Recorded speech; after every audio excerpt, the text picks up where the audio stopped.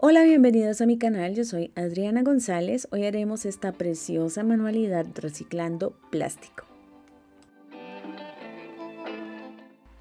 Para iniciar reciclamos un envase plástico, puede ser una botella plástica lisa o en este caso estoy usando un envase de un ambientador de estos de varitas que venía aquí.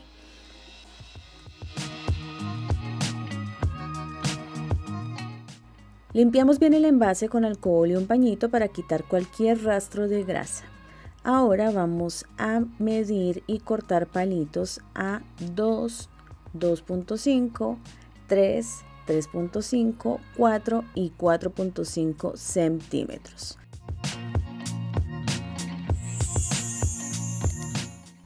Como estos cortes quedan un poco feitos, los lijamos y quedan perfectos.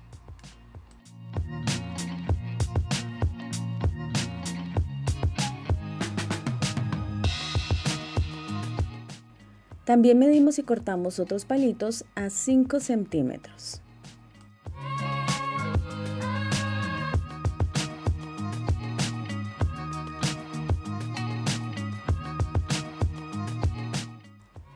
Pintamos los palitos con pintura en spray color oro y pegamos de esta forma los de 5 centímetros en la parte superior.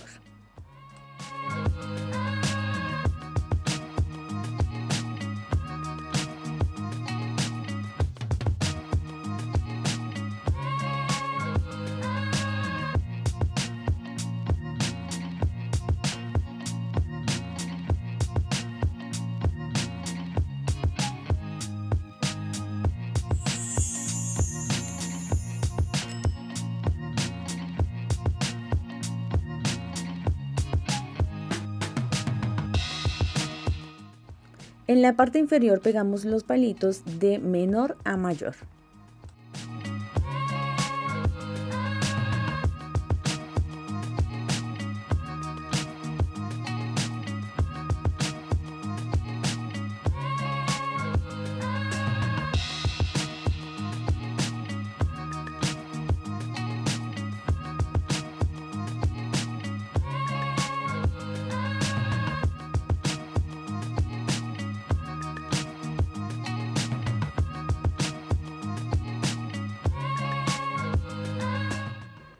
De esta forma terminamos este precioso jarrón, queda muy lindo para decorar. Espero que les haya gustado, si fue así me pueden dar un like y no olviden suscribirse a mi canal si aún no lo han hecho. Hasta pronto.